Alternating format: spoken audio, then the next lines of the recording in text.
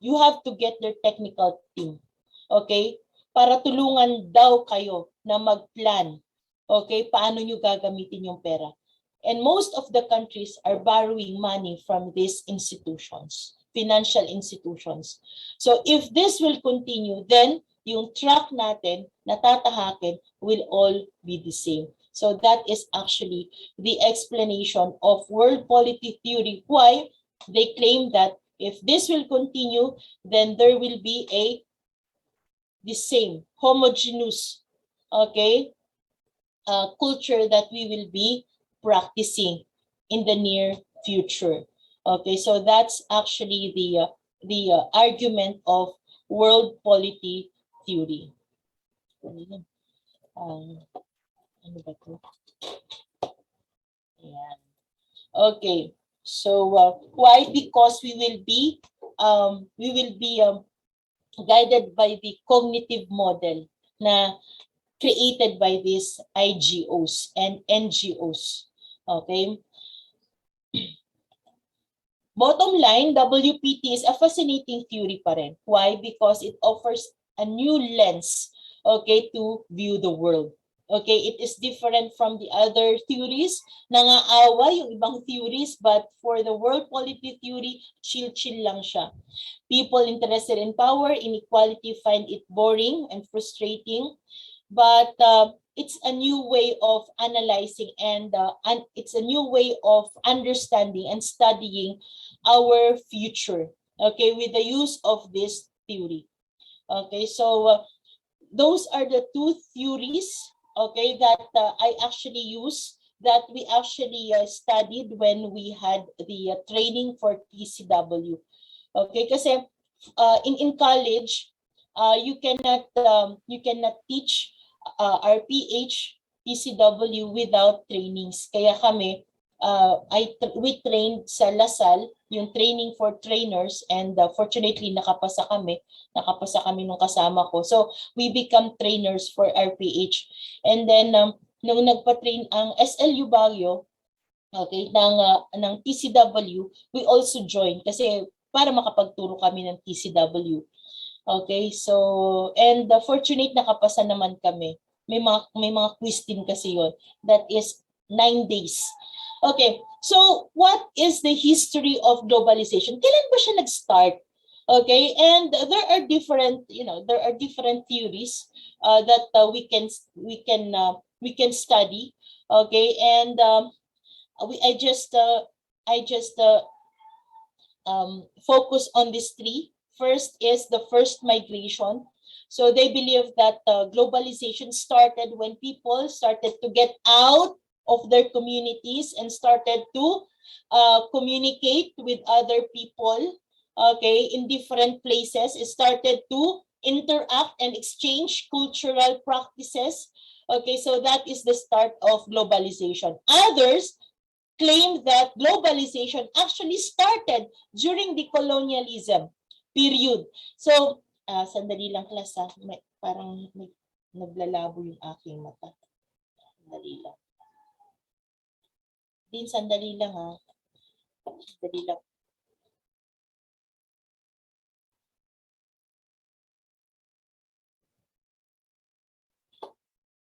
Okay.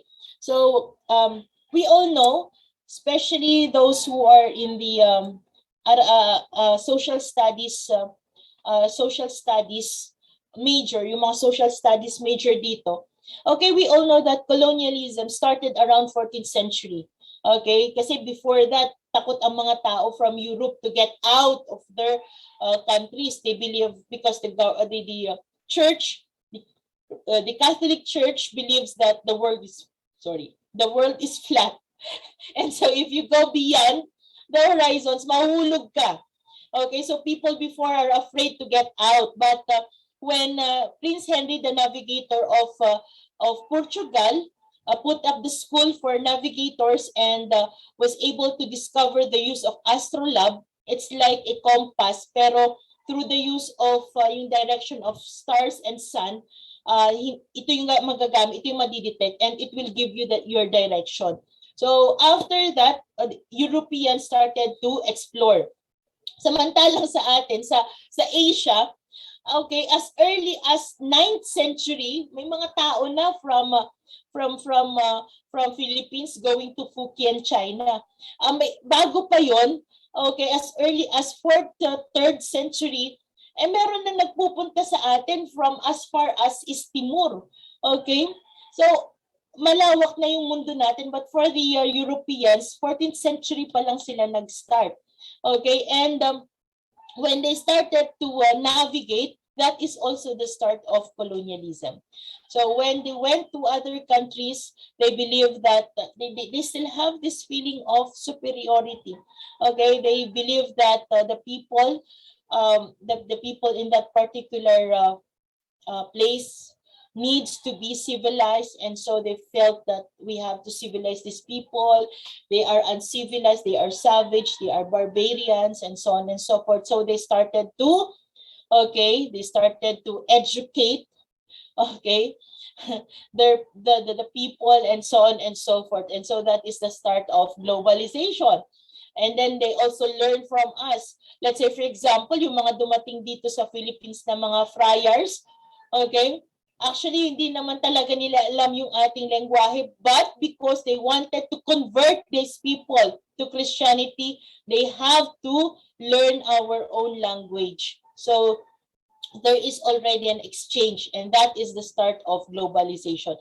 Another is the collapse of USSR in the 1980s to 90s. We all know that USSR, they have a very big territory, not vast territory.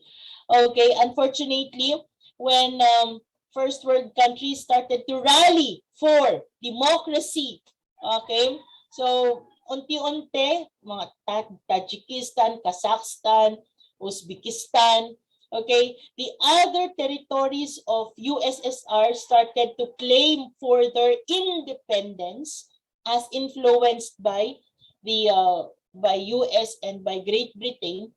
Okay, so they started to rally for their independence, and so comes 1990s, totally wala na yung USSR, naiwan na lang is Siberia and Russia. Okay, Moscow as their capital, yun na lang yung natira sa USSR, the original USSR. And because of the collapse of USSR, this actually changed, okay, the geopolitical system in the world. Okay, so this totally changed everything. Okay, so what is the role of this Bretton Woods Monetary Conference with all the things that we are doing and we are practicing right now? Okay, right after the World War II in the western side of the world, 1944, okay, countries, these 44 countries started to meet together. Why? Number one, devastated lahat ang ating ekonomiya. There's a wide range of inflation, okay, what else? Lack of food, okay, unemployment. There is the so-called dark age. Okay, after the World War II, we experienced people, especially in Germany, piling up in the street just to have a broth. Okay, sabaw lang. Okay, para lang may lagay sa kanilang mga sikmura. Ganon kahirap. And so they started to come up with, we have to come up with plans. Okay, number one, okay, we have to establish an institution that will help us, okay, with our finances, and that is the establishment of the World Bank. Right after the establishment of World Bank, pinanganak ni World Bank si IMF, International Monetary Fund. Okay? Another is, we should have a standard for gold. Okay? Yung tinatawag nating gold standard. Why? Because you go back to our history again, okay? Ma'am, bakit akala ko globalization, but ka puro history? Because you will never understand globalization without understanding your world history and your Asian history. Okay? At yan ang lagi kong sinasabi. During the exam, that is your basis. That's the foundation. Lagi niyong tatandaan na yung discussions natin dito, these are just the foundations. And yung pinaka-foundation niyo dapat is your world history. Okay? So, ma'am, lumalabas ba yan sa mga exams? Actually, sa tagal ko nag-re-review, I started 2014. Yeah, 2014. And depende kasi yan doon sa tagagawa ng exam. Let's say for example, ako ngayon, ako mas gusto ko sa PGCN, Politics and Government. Yun ang marami. Mas gusto ko sa ganito, sa economics. Okay, sa TCW. Yun ang mas marami. Kaya sa review na ito, class, huwag kayong magtataka, bakit ganyan? Parang it's because we have to look into the basic. Kasi importante alam niyo yung basic. Kahit naintindihan nyo na mamaya ano yung cultural hybridity, naintindihan yung deterritorialization, pero hindi nyo naintindihan yung basic, that's useless. Okay, so if you will go back, okay, to world history, we all know that the monetary, okay, the monetary system before is unstable. Okay, so let's say for example, they are using gold before, okay, as their form of money. Just imagine, dala-dala mo yung gold, mamamalengke ka sa palengke. And then ngayon, kung kahapon 10 pesos ang isang gram, bukas 8 pesos, you just imagine yung change, and that really caused inflation. Okay, so after that, naisipan ng I forget the name of this president sa US, started to have this certificate. Okay, you have your gold. Okay, deposit it in the bank, and then the bank will give you a certificate. That's the earliest form of check. Okay, so yun na lang. Kasi dala-dala mo yung gold bars mo. And then they realized that without the standard, okay, without the gold standard price, then there will be an inflation. So they started to set up $35 per ounce of gold. So if you have 10 ounce of gold, you have around $350. Okay, nagagastusin. Ma'am, ang tanong, bakit dollars? Because the strongest currency before is dollar, US dollar. Bakit, ma'am? Because US was never been a battlefield during wars. You have World War I, you have World War II. Never silang naging battlefield. Hindi sila naging battlefield, kaya preserve nila yung kanilang negosyo. At anong negosyo nila? Ammunitions. Okay, dyan sila kumikita. Ammunitions. Mga armas. That's why hindi natin maikakaila the reality that they really gain during war. Okay? Kasi kahit kalaban o kakampiyan, pag nag-order sa kanila, still business is business. Okay? So, they were never been a battlefield. Wala namang destruction sa kanila. Unlike for countries in Europe, France, you have Germany, you have Great Britain, kay Russia, naging battlefield yung mga Philippines na wala naman tayong kinalaman, Pearl Harbor, Vietnam, China, Korea, Japan. Okay? So that is the reason why they set dollars as the standard. That's why today, when you go to international market, you cannot buy, okay, products, okay, imported products without your dollar. Okay? Now, another is the meeting provided the world with a badly needed post-war currency stability. That's the reason. That's actually that's one of the reasons. So right after the establishment of World Bank, okay, around 1945-46, that we already have established the United Nations. And remember, class, okay, meron tayong mga tinatawag dyan na the Big Four. Okay, you have France, you have America, you have Russia, and you have Great Britain, and of course you have China. They are they are actually the big five. Sila po yung permanent members. Hindi sila pwedeng tanggalin. Kaya makikita natin, oh, ang China, kaya pala lagi silang nasa United Nations as officers, yes. Okay, at ang very ironic nga lang kasi ang hawak po nilang parang pinaka-office doon is yung peace and security, which is very ironic kung ano yung ginagawa nila sa atin. Okay, so anyway, going back, okay, so what are the drivers of globalization? Yan yung sinasabi ko sa inyo kanina, na bakit tayo globalization, yet utang na loob sana natin is yung information technology or the use of internet. Okay? Why? Because one of the drivers lang ng globalization is the use of internet. Okay? Eruption of information technology, and another is migration. So these are the drivers. This actually drives, okay, the globalization. So you have here globalization, and for this globalization to reach, okay, to reach other countries, you need to migration and information technology, or yung tinatawag nating internet connection. So globalization is impossible without this. And later on, you will see globalization is impossible without the media. Media is very important. Parang silang magjowa. Hindi mo sila pwedeng paghiwalayin. Okay? Now, so these are the drivers of globalization. We will be discussing later on the push-pull factor of migration. Okay, we have now the dimensions of globalization. Okay, so first dimension is economy.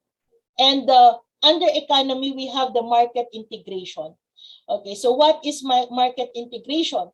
Now, before we discuss market integration, we have to first understand what is IFI, or what drives market integration. That is actually your IFI, International Financial Institution. Okay? So ano ang mukha? Sino itong IFI na ito? You have the Regional Development Bank, you have World Bank, and you have International Monetary Fund. So tatlo po yan. Itong Regional Development Bank, example po niyan ay yung nandito sa Philippines, yung ADB, ASEAN Development Bank. Okay, so yan po ang mukha ng IFI. Eh, ma'am, bakit kailangan nating pag-aralan itong IFI? Ano ang role nila?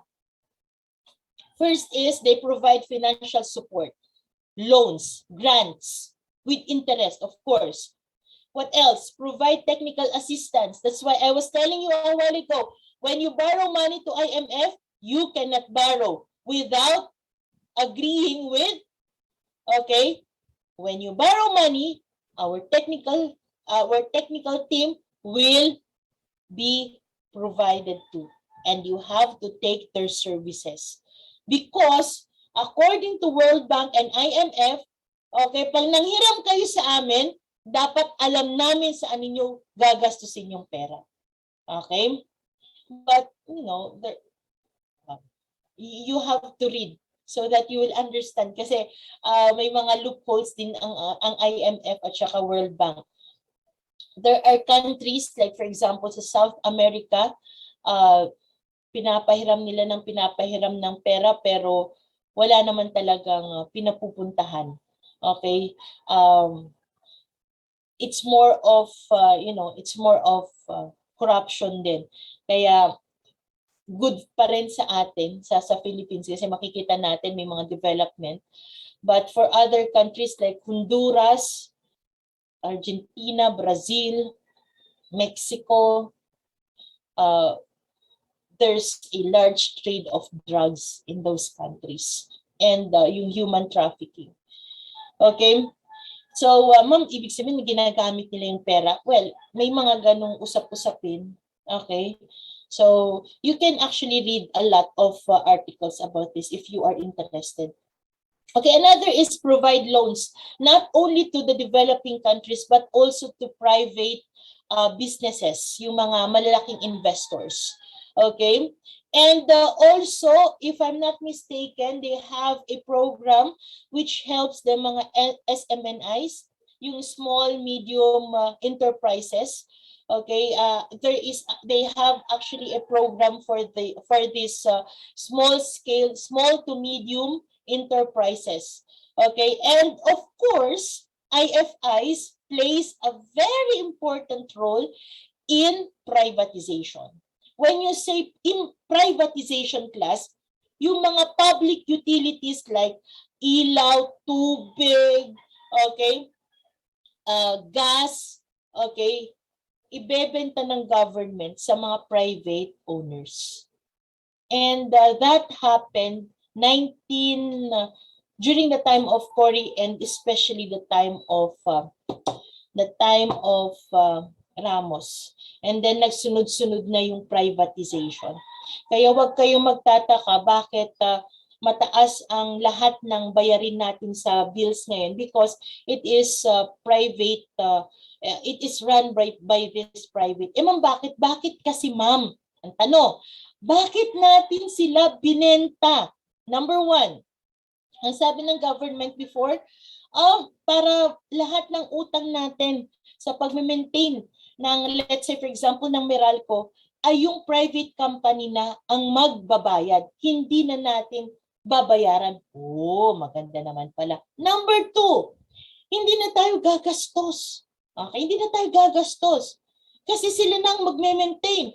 Oh, okay naman pala. Number three, mas mapapaganda ang serbisyo. Kasi mayroon na silang pera. Sila na ngayon ang magpapaganda ng serbisyo. Wow, maganda naman pala. But the long-term effect, hindi natin nakita. Short-term effect lang yun. Okay? It's like a bandage solution. But the long-term, ito na yun, yung nararamdaman natin. Because it's a private company, now the government doesn't have any control on the pricing. Yan ang problema natin. Kaya kahit sabihin na natin may Department of Energy tayo, hindi na nila nakokontrol yon. It's out of their their power. Okay? So, yan, patuloy pa rin tayo ng patuloy na magtataas at magbabayad ng magbabayad. Okay? Sana kung makahanap tayo ng ibang source of energy. Okay? Philippines is a very good pa naman eh. Okay? Now, and of course, privatization of natural resources. That's why we have, let's say, for example, we have mining companies that is owned by private companies, by Taiwanese, by Chinese. Okay, so privatization. Unlike in Japan, they have they aside not privatization, sila naman sobra yung protectionism policy nila.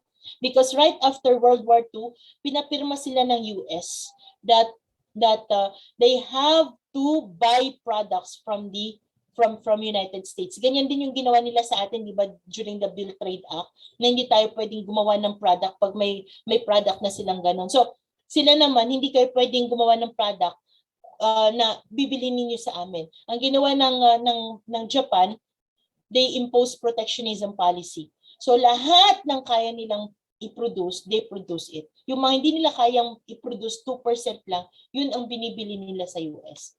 Okay? So, that is the role of international financial institutions. Kaya mahalaga po siya sa market, sa ating economy, especially sa market integration. Ma'am, ano nga po ba ang IFIs? What is the mission? Reduce poverty, support sustainable economic, social institution development, promote regional cooperation and integration. Kaya po siya, ang susunod nating discussion is yung market integration. So this is just a short history of World Bank. Alam niyo naman na yan, nasabi ko na sa inyo kanina. So this is the mission of World Bank and extreme poverty by 2030. Kaya nga yung ating SDG, okay, ay nakaset siya ng 2030. So to promote shared prosperity, Okay, so shared prosperity, ibig sabihin, distributed. Okay, distribution of wealth. Okay, and IMF, okay, ang International Monetary Fund, it is an organization of 189 countries. And ano ang kanilang ano yung pinaka role ng IMF? Okay, this is actually more for ito, monetary cooperation and the financial stability. That is their very mission. Okay, that is their very mission. Now, so we've been talking about integration a while ago. So what is integration? This is actually the attempt to combine separate national economies into a larger region, just like European Union and ASEAN integration. And another is, when we talk about market integration, from the term market, the focus is more on trade. Okay? Trade, economy. So bakit nagsama-sama ang mga bansang ito? Para lang ba magkaroon sila ng sorry, para magtsikahan, para magpalitan lamang ng mga ideas? No. They come up together because they believe that they will be stronger in terms of trade if they are together. So same is true with ASEAN integration. Okay?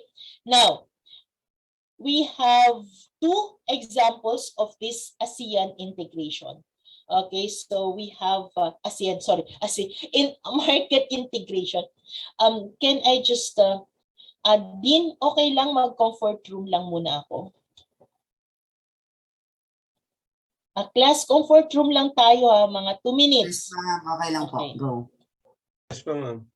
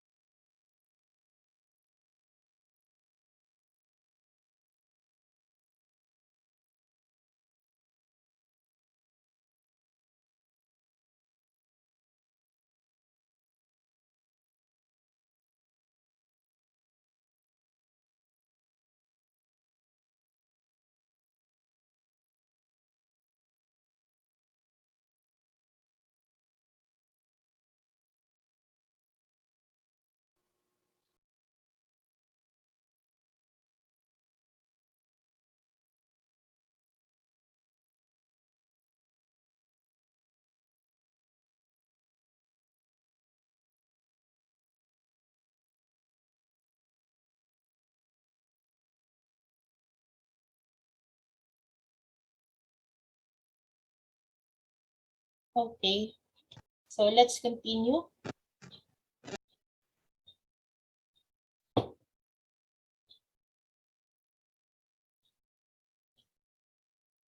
Okay, I still hope you are catching up with me. Naintindihan niyo ba yung discussion natin? Yes, ma'am. Okay, thank you, Yes po. Erica. Yes po. Okay, so naintindihan niyo naman, ano? Okay, so let's continue. Okay, example of integration. Okay, so there is there are other countries like, for example, Africa. They also starting up with they are also starting up with their what do you call this, integration. Okay, and I hope they will be successful. Okay, because we all know that for a very long time Africa is really the one of those abused and most exploited continent. Okay, so we have here the European Unions, and you have here the ASEAN integration. Okay, I'll just explain to you a very short history of the European Union, and then we will go back later on. We will go back later on to the so-called Schengen policy and then yung single currency nila. Okay, so what is European Union? Okay, so European Union started right after World War II. Okay, they started 1950. Okay, this country, these 6 countries, yung Belgium, Germany, France, Italy, Luxembourg, and Netherlands, they started to form a group. Okay, why? Because most of these countries, sila yung exporter ng coal and steel. So yung first name ng European Union is European Coal and Steel Community. So they started in 1950. Kaya nga pag sinabi nating Euro Day, that is May 9. And then after 7 years, they changed their name to European Economic Community. Okay, and by this time, okay, they are growing. Okay, they are growing, and then in 1970s, okay, Denmark, Ireland, and so on and so forth started to join the union. Okay, unfortunately, this 2020 ng January, okay, they already allowed the exit of Great Britain. Okay? Ma'am, bakit nag-exit si Great Britain? Okay, just a little idea, no? Lahat ng kasama kasi sa European Union, because they are now union, they are already group, okay, they are obliged to help each other. Okay? Ma'am, bakit? Kasi parang pamilya lang yan, class. Pag may nahihirapan kang kapamilya, hindi mo pwedeng sabihin na, ay bahala ka dyan, buhay mo yan eh. Hindi. Kasi pag yan, pamilya mo na yan, hindi mo tinulungan, at yan ay naghirap, later on, pupunta pa rin yan sa'yo para manghingi ng tulong. Okay, so madadamay ka kasi sa budget, sa oras, syempre paglalaanan mo siya ng panahon. Now, sa European Union, let's take for example the time when Greece and Spain encountered economic recession. Okay, as a union, they have to help Greece and Spain. Kasi pag hindi nila tutulungan yan, mahihila pababa yung kanilang currency. Okay, so they have to help, they have to shell out. And we have to understand that France, Netherlands, Germany, actually these countries, the first 6 are actually the most the wealthiest country in European Union. Sila yung mga mayayaman. Okay, so they have to help. Okay, that's why when time comes na maraming mga refugees coming from Europe, and one of their policy is to help, extend their help to those needed. Okay, ang Great Britain, they are not into this helping the refugees because yung mga traditional politicians sa Great Britain, nagkaroon sila ng takot na baka sa pagtanggap natin ng refugees, ma-overpower tayo, ma-outnumber tayo. So, they ask their people, are you willing to get out from the European Union? Kasi darating ang panahon, yung mga refugees na marami sa atin. Of course, hindi natin maikakaila, nandun pa rin naman yung kanilang, yung the feeling of we are white, we should be, we should be superior to others. Of course, no. So the vote of the people is no. No, so they agreed on the exit of Great Britain to the European Union. That's actually one of the reason. So in not only economic but most of the reason is because of the refugees. Okay, and with that, there are already 27 member countries of the European Union. But mind you, okay, one of the reasons then why these countries come up together, the 6 countries come up together because they wanted to end wars in Europe. Kasi nakita nila hindi pala tayo ang kawawa, it's our economy and our people. Okay, so that is the reason, that is the main purpose why Luxembourg, Germany, France come up together and form that coal and steel community. Okay, and then we have here European Union is they practice the so-called Schengen policy, Schengen agreement. They also impose the single euro currency, and then now it's not it's not just economic, okay, but it's more of political union. Why? Because they already have their own parliament and own institution. So as European Union, meron silang parliament, they have the government, meron din silang mga sariling financial institutions, meron din silang sariling mga health organization, parang World Health Organization. So with that union, meron silang parang para silang may isang government overseeing the others. Okay, but not limiting, okay, this country to impose their own policy. Okay, kasi whether we like it or not, that is still a country. They have their own government, they have their own policy, but their policy, the government, should abide with the European Union. Okay, now going back, okay, so if you can see my screen, the violet here, Spain, Portugal, Sweden, Finland, these are actually the countries that agreed on the Schengen policy. Okay, and they agreed to use the euro as their currency. So what's the advantage of using the euro? Kasi kung ako ay taga France, pupunta ko ng Germany, I don't have to change my currency. Pagdating ko sa Germany, hindi na ako magpapalit ng currency kasi parehas tayo ng ginagamit. Ang mangyayari kasi, let's say for example, kung ako ang France, mas mayaman yung Germany, na pupuntahan ko at ipapalit ko yung currency ko doon, bababa yung currency ko. Okay, bababa yung currency ko. So, ibig sabihin, magkakaroon ng devaluation. Pero kung mas mayaman ako, pupunta ko sa bansa na yan, advantage sa akin kasi mas lalaki yung pera ko. Pero magkakaproblema sa internal finances naman din nila if that will happen. So the single currency is actually helpful, beneficial to them. Okay?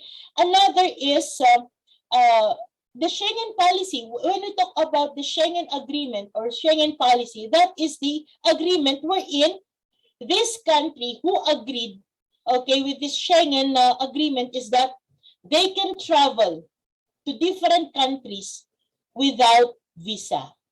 Pwede na. Hindi na ako kailangan pang kumuha ng visa. If I'm from Poland, pupunta ako ng Sweden, hindi na ako kailangan pang kumuha ng aking visa. Okay? And then the blue one, Norway, Iceland, Switzerland, okay, they agree with actually they do not agree with the euro currency, especially Switzerland. Switzerland kasi hindi naman siya kasama sa sa European Union, pero part siya, parang honoris causa, parang ganon. Honorary member siya, parang ganon. Pag pinag-usapan kasi natin, medyo mahaba yung usapin na ito eh. Okay, and that they actually agree with the Schengen policy. So, if you are from Switzerland, you can go anywhere, okay, without visa. But for other countries, when they go to Switzerland, they have to, they have to have permission. Parang, ma'am, bakit ganon? Well, it's business. It's business. Siguro nakita nila if yung mga Swiss pupunta sa ibang bansa, at least tourist sa kanila yon, income yun sa kanila. Yung mga nasa yellow-green, like Ireland, Romania, and hindi ko na makita itong maliliit na to. Okay, they actually agree with the euro, but they do not agree with the Schengen policy. Okay, the Schengen agreement. They use the euro as their currency, but they do not agree with the Schengen agreement. Which means to say, class, that if you go to Romania, and if you go to Romania, you have to have a visa. Okay, well, the how and why, it's a long story. Okay, it's a long story, but at least you have an idea. Now, ang United Kingdom, so you have Ireland, Scotland, and England.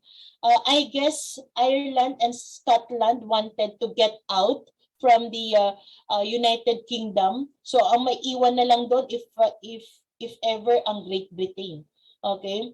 Why? Because Ireland and Scotland was able to, analyze the effect of this European Union, okay, sa kanilang economy. Okay, medyo bumaba. Kaya ngayon, sabi ng barkada ko, marami ng mga nasa tent city sa United Kingdom kasi nga yung pag-alis nila sa European Union, nagkaroon ng impact sa kanilang economy. Okay, so after the European Union, let's have the ASEAN integration. So what is this ASEAN integration? So these are the countries belongs to the ASEAN integration. Okay, there are 10 countries. But before that, I want you to just listen to this, watch this. Okay, 3 minutes lang naman to, don't worry. What is ASEAN? Papalakasan ko lang. What is ASEAN? The Association of Southeast Asian Nations, ASEAN for short, is an association that today consists of 10 Southeast Asian states. In 1967, Thailand, Indonesia, Malaysia, the Philippines, and Singapore founded ASEAN. The aim was to improve economic, political, and social cooperation, and also to balance political conflicts between these countries that existed as a consequence of decolonization. During Cold War, ASEAN members wanted to contain the influence of communism in the region. Times changed. Old enemies became new partners, and in the second half of the 1990s, Vietnam, Laos, Myanmar, and Cambodia joined ASEAN. The collapse of the USSR, the founding of the World Trade Organization, and a financial crisis in Asia prompted members to deepen their relations and adapt to the new situation. In the 2000s, free trade agreements were concluded with India, China, South Korea, Australia, New Zealand, and Japan. In the future, the entire region will be merged into one large free trade zone. Since 2001, the ASEAN Summit takes place annually. It is a meeting of the heads of state and government where current problems are discussed and solutions are worked out. In 2008, the ASEAN Charter came into force, giving the association the status of a legal person. principles of non-intervention and consensual decision-taking remained unchanged by the Charter. Decisions are generally made by consensus. No member can be forced to something. As a result, the group rarely appears to be closed. Nowadays. Today, ASEAN is based on 3 pillars. As a political and security community to ensure peace, as an economic community with a strong domestic market, and as a social and cultural community, including a common identity. Challenges and solutions. ASEAN faces a number of social and environmental challenges. Countries such as Vietnam or the Philippines are particularly vulnerable to climate change and already feel its impact today.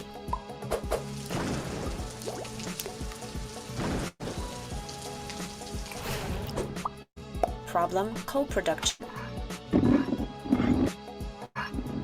Nevertheless, member states plan to meet the energy demand by making merely use of climate-damaging coal. Indonesia plans to build 117 new coal-fired power plants by 2025.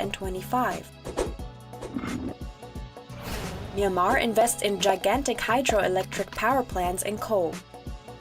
Laos builds dams on the Mekong. The result is that Vietnam loses water in the Mekong Delta. However, fossil fuels, for example, are not necessary to cover the lack of energy. Renewable energy sources ranging from biomass to solar energy and wind power have enormous potentials in the region.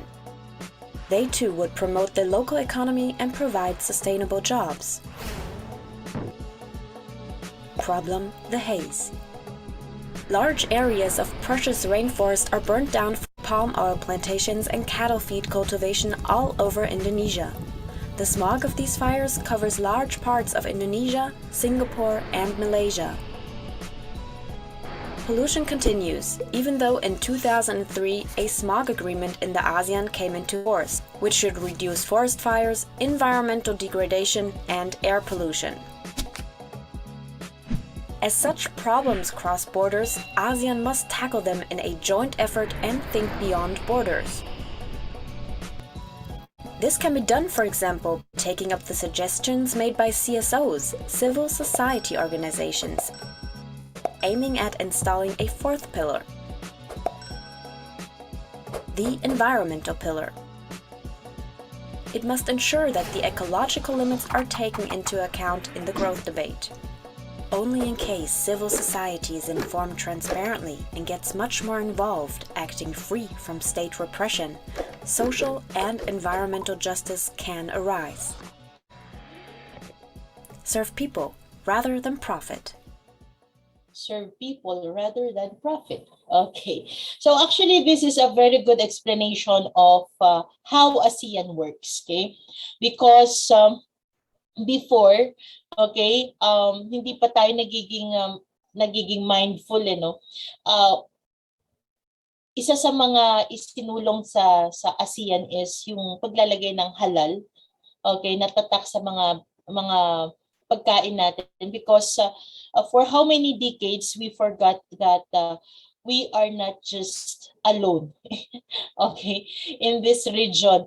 And so most of our food noon, we do not have that halal food. But because of this, because of the strength, because we are trying to strengthen also the integration and the relationship of countries in Southeast Asia, we become sensitive. That's why we are now putting we are now putting warnings for if it's a halal food. And malaking bagay ba yun? Yes. Okay, because one of our mission is to spread the social and cultural integration and relationship, okay, with the countries in Southeast Asia. So paano mo sasabihin na how can you say that we are brothers and sisters if we are not also sensitive with their needs? Aside from that, naging aware din tayo, especially yung ASEAN, kaya naglabas sila nag-issue sila ng parang memorandum regarding sa paggamit ng GMOs sa ating mga agricultural products and so on and so forth. Ilan lang naman yun sa mga nagawa ng ASEAN. And maraming nagsasabi that if ASEAN will be as strong as the European Union, then there will come a time na tayo na yung sentro. Kasi kung titignan po natin yung market, okay, malaki ang market sa Southeast Asia. When we look into the labor force, malaki ang labor force sa Southeast Asia. In terms of natural resources, marami ang natural resources sa Southeast Asia. So the potential is there. All we have to do is to embrace yung integration. Okay, na hanggang ngayon medyo meron pa kasi tayong pagkakaroon ng individualism, and we have to also understand that as Southeast Asia, we also have different agreement with other countries like China. So minsan yun yung nagpapashaken sa atin. And siguro nandun pa rin yung skepticism if we can really have that union, if we can really have that integration. But hopefully, step by step, we will realize that if we really wanted to be as strong, as powerful economically speaking, as Europe, then we really have to set aside our skepticism, set aside our other self-interest. Okay, so this is just a short history of this ASEAN integration. Of course, Philippines is one of the 4 founding fathers of ASEAN, which started in 1967. Okay, so we have Bangkok, Okay, we have Indonesia, Malaysia, Singapore, Thailand, and of course, the Philippines. These are the founding fathers of ASEAN. And then later on, sumali na po yung iba.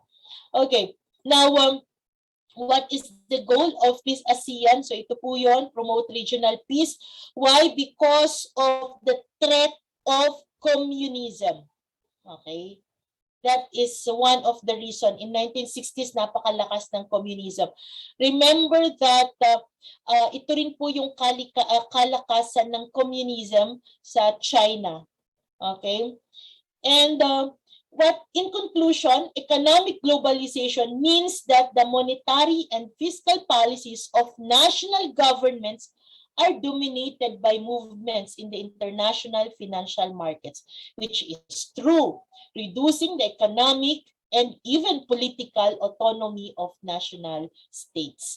So because of the integration of these IFIs, okay, medyo nababawasan na ngayon yung kapangyarihan ng government to rule, okay, to manage their own states. Okay, and we cannot get out from the reality that when we integrate ourselves with other countries, we have to give out also part of our sovereignty, part of our the power to manage our country, kasi magkakaroon na kayo ng iisang rules, magkakaroon na kayo ng mga policies, okay, na you have to abide also. So a little of your sovereignty medyo mababawasan. Okay, globalization takes the whole world as a single economic unit and the market as its instrument.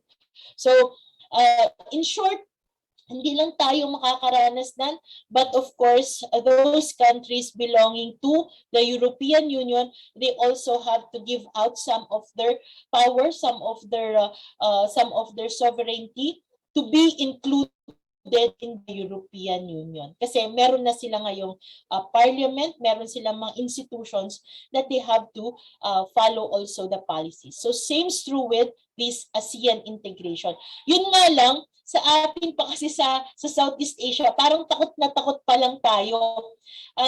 There was also a comment then na kung sana din daw ang Southeast Asia countries or the ASEAN will have a strong stand against China over the Spratly. Kasi remember Spratly, hindi lang naman sa atin yan na hindi lang naman tayo nakikipag-agawan kay China because Malaysia, also Vietnam, or also Brunei is claiming Spratly as part of their exclusive economic zone.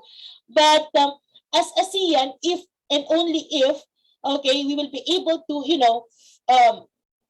we will be able to show the Chinese that they cannot just come here and claim kung sana tayo sa Southeast Asia or the ASEAN ay magsama-sama, okay, magpapatrol. Okay, kasi pag nakita ito ng China, oops, teka lang, sama-sama na sila. Makikita pa rin yan na mababawasan siya ng market. Okay? Pero kaso nga lang, sabi ko sa inyo kanina, may mga agreement, may mga treaties, may economic policies tayo na pinasok with China. So para siyang divide and conquer ang ginawa ng China sa atin. And of course, we cannot just eliminate or we cannot just cancel that agreement. Kasi agreement yan may oras yan, may panahon yan, may duration po yan. So dyan po tayo naka-tied up. Okay, so another is we also have another dimension of globalization is politics, and we have the global governance. Now, global governance is always intertwined with with good governance, which is different. Good governance and global governance is far different from each other. Okay, they are not the same. So we have global governance because there is a global problem. This global problem cannot be solved by a single country. Thus, we need a global solution. Kaya po nandyan ang global governance. Okay? It's actually a movement towards political integration. Okay? So ano po yung mga global problems? Number one is terrorism. We cannot fight terrorism alone. We need others. Okay? Climate change, maritime conflict, human rights violation, and so on and so forth. Pandemic. Okay? We cannot solve pandemic alone. We cannot solve this pandemic as a Philippines only. We need IOs. We need international organizations. We need non-government organizations. Okay? That's why nandyan po ang global governance. Yan po ang ibig sabihin ng global governance. Okay? Hindi po siya good governance. Hindi po siya good governance, but it's a global governance. Okay? Tatandaan ninyo, global governance because there is a global problem which needs a global solution. Okay. Now the question is, ano ba yung itsura ng global governance na yan? So sino ba ang bumubuo sa sorry. Sino ba yung bumubuo ng global governance na yan? Okay? So, global governance, as different from good governance, refers to formal and informal sets of arrangement in global politics. It implies that states alone cannot manage global affairs and problems. Therefore, we need international organizations, IOs. We need international non-government organizations, INGOs. And we need also these multi-corporations, transnational corporations, multinational corporations. We need the MNCs, we need the TNCs in terms of economic. Okay? Kailangan natin ng mga transnational corporations to provide work, employment in our country. Okay? Diba? Kaya nga, we actually showcase the strength of our labor force. Oh, you come here to the Philippines, we offer a very cheap labor. We offer a very cheap rent. We actually have good labor force, skilled labor force. Kaya nga, di ba, they are encouraging people to enroll in TESDA. Okay, if you cannot go to college, you can have TESDA. Okay, yun nga lang kasi parang sa Pilipinas nagkaroon tayo ng wrong notion about vocation o vocational course, which is hindi dapat. Okay, hindi dapat. Okay, we have to showcase our people. Oh, BPOs, you come to the Philippines because we have good English speaking people. Okay? So, yun. This is for, okay, you come to the Philippines, we have contractualization. Okay, don't worry about unions. Kasi we have contractualization. The contract of our employees are just good for 5 months and 5 months. No regularization. Okay, yun ang gustong-gusto ng mga multinational corporations. Kasi kapag may mare-regular sa mga empleyado, pwede silang magtayo ng union. Pag nagtayo ng union, basahin niyo yan. Union gives strength, union gives strength. Pag nagtayo sila ng union, may mga benefits na hihilingin yan according to law. Pero kung may contractualization, hindi sila pwedeng humingi.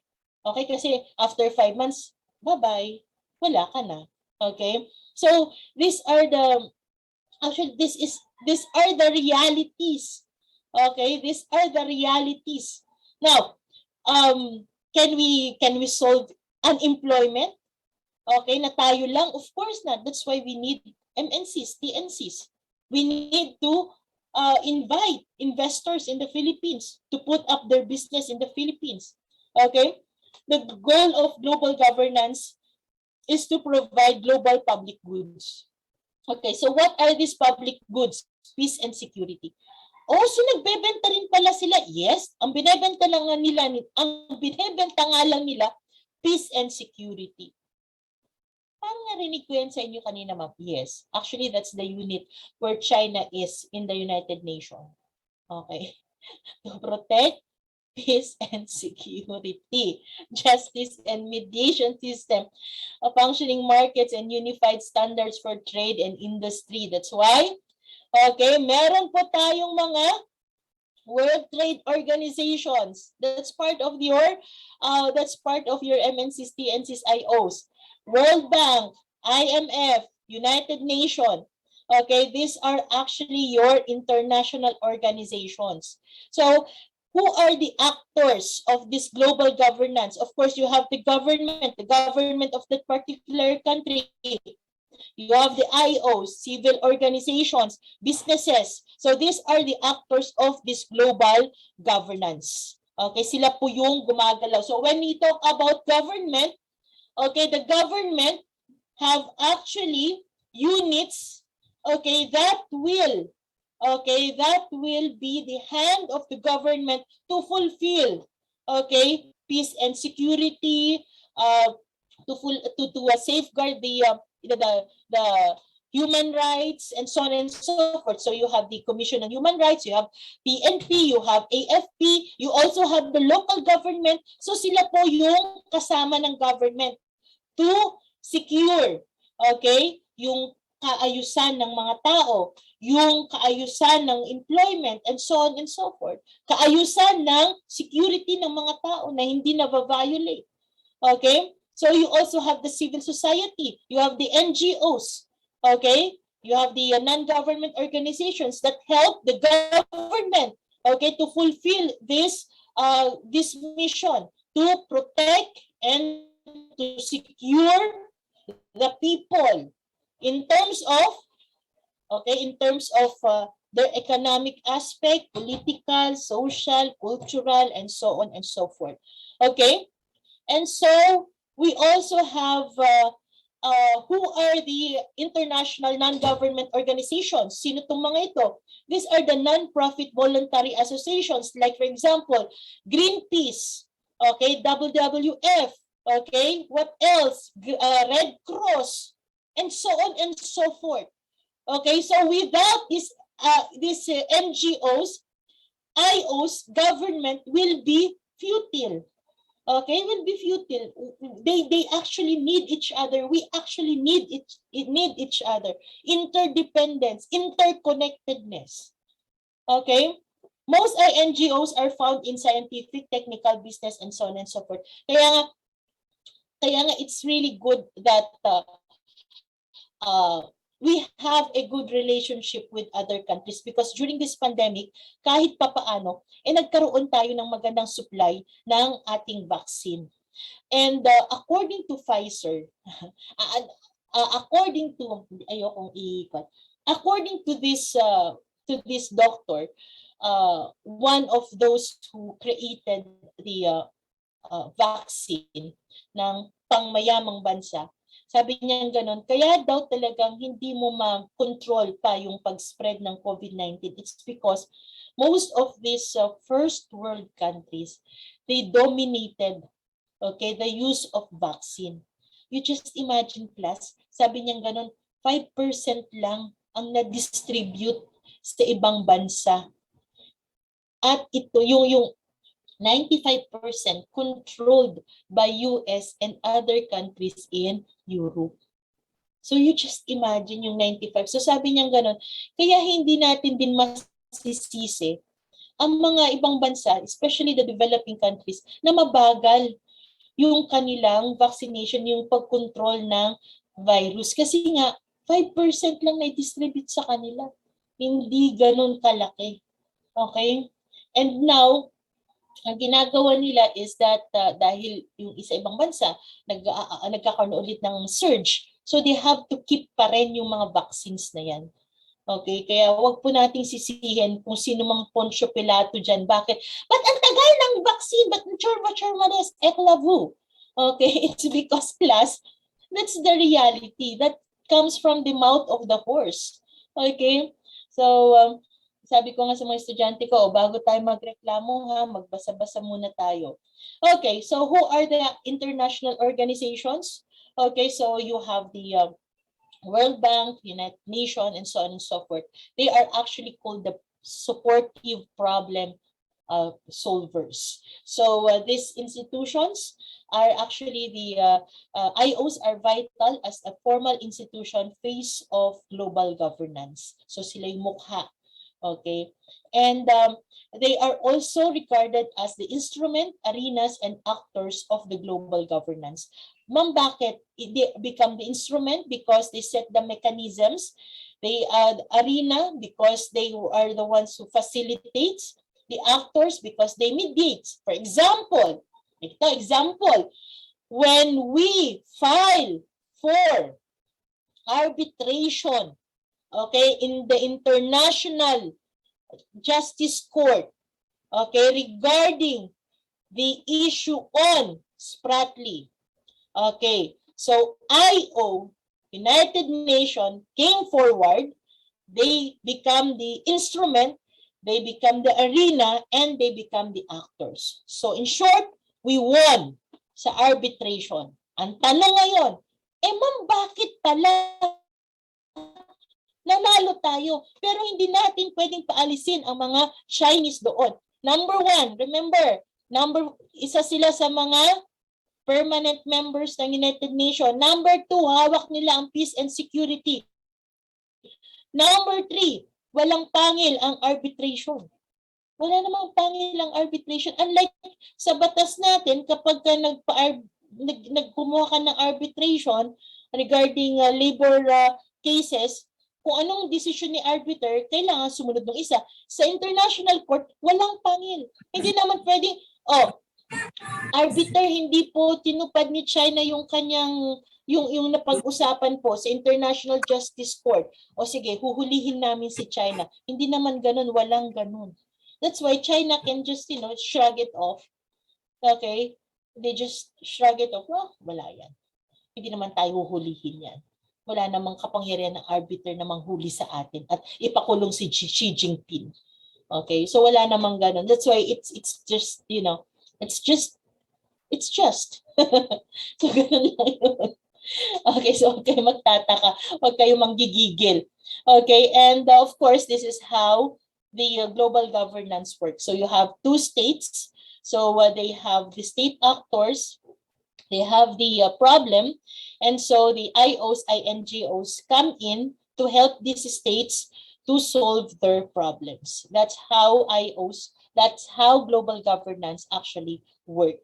Okay, next is another is the effect of globalization to media. Okay, so what is the effect of globalization to media?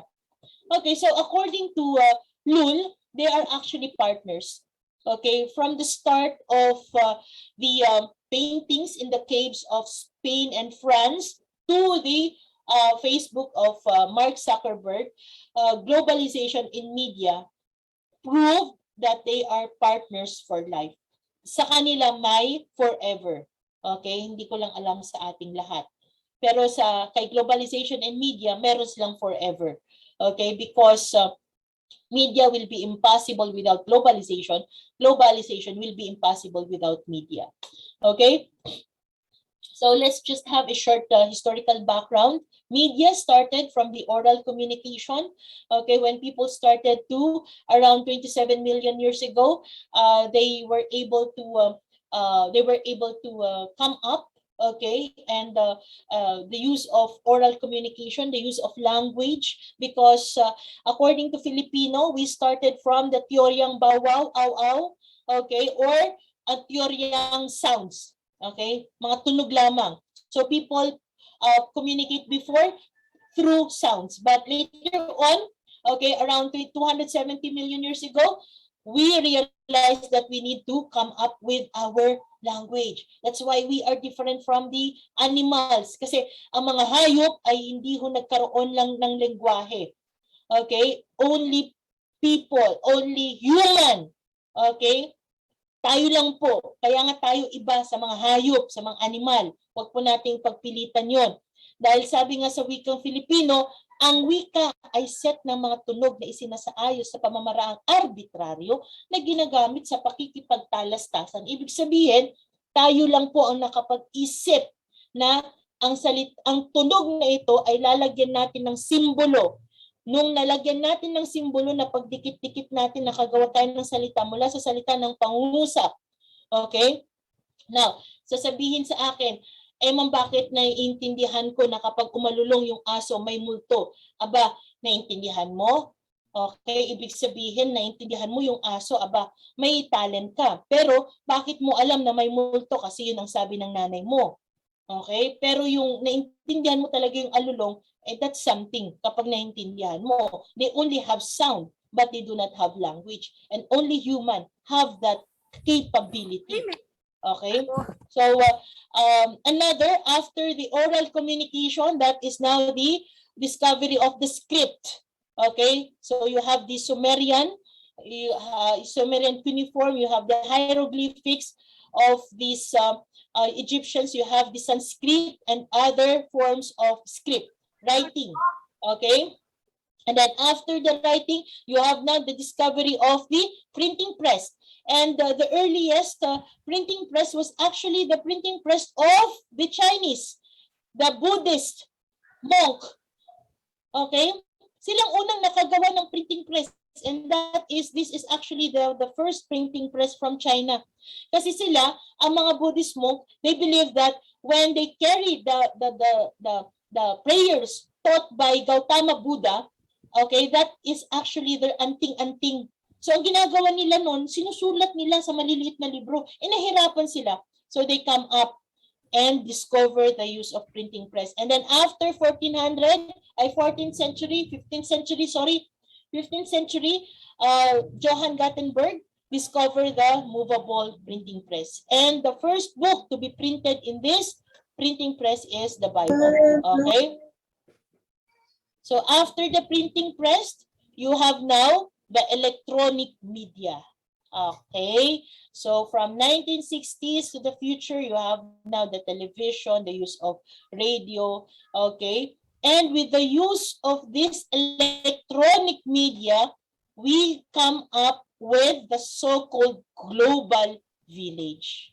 With the use of television, with the use of films, ayan, ang mga tao ay nagkaroon ng idea of global village. Hindi man daw sila nagsama-sama, pero sa result daw ng Avatar at result ng Titanic, dito natin nakita that there is this global imagination na hindi man sama-sama yung mga tao, pero okay, with the use of media, nanood ang maraming tao Ulalay. parts of the world. Pinahawakan ko nga sa'yo.